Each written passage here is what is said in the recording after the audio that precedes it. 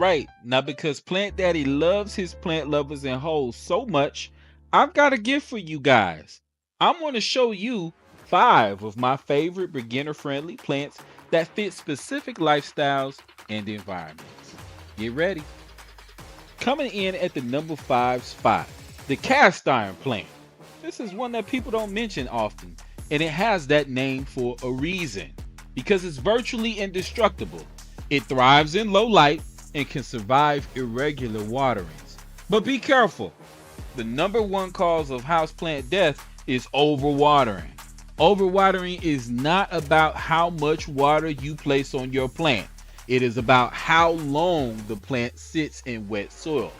The cast iron plant likes to dry out completely before you water it again, making it a great plant for the people who are booked and busy and on the go. It also can tolerate a low level of light. That does not mean no light, but it can tolerate low light spaces. So I recommend the cast iron plant. All right, and sliding into the number 4 slot, all the way from Africa, the ZZ plant. This is the ultimate low maintenance plant, and it's perfect for those who tend to forget about watering. The reason why it can go so long without watering is because down below the soil, in huge roots that look like potatoes, it holds onto the water that you put into the plot. That means this is a plant that you should absolutely allow to dry out before watering again.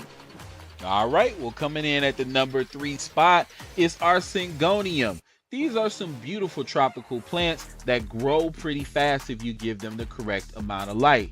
This is also a plant that I recommend for my helicopter parents, the ones who can't leave shit alone. This plant doesn't want to dry all the way out. You will water when the top 2 inches of the soil has dried. All right, coming in at the number 2 spot, a plant that we've seen at grandma's house or you've seen somewhere in an office, and there's a reason for that. The snake plant is tough as nails and is tolerant of low light and drought. It's a perfect match for people who are booked and busy.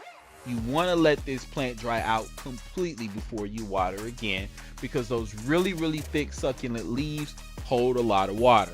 I have snake plants that honestly I haven't watered in over a month and they are happy. You know that this plant is thirsty, however, when the leaves start to look slightly wrinkled down towards the base. Now, the snake plant family is huge. There are a lot of varieties outside of your grandma's plain old green snake plant, so look around and find one that's good for you. All right, coming in at the number 1 spot, the pothos. This is the grandfather of all beginner plants. You cannot go wrong with the pothos. That's because it's adaptable to almost any condition and it's good at telling you when it needs water by drooping its leaves. I call that the plant's love language. Now, there are lots of plants in the pothos family, which means you are bound to find one that you like. These are plants that can tolerate low light. However, remember, when a plant says it tolerates low light, that does not mean it'll do its best. Most plants will grow slower, and in the case of the pothos, the leaves will become smaller and it will need water less often if it's in a darker area.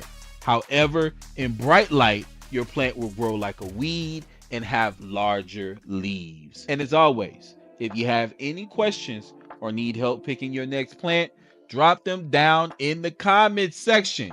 Until then, thank me later.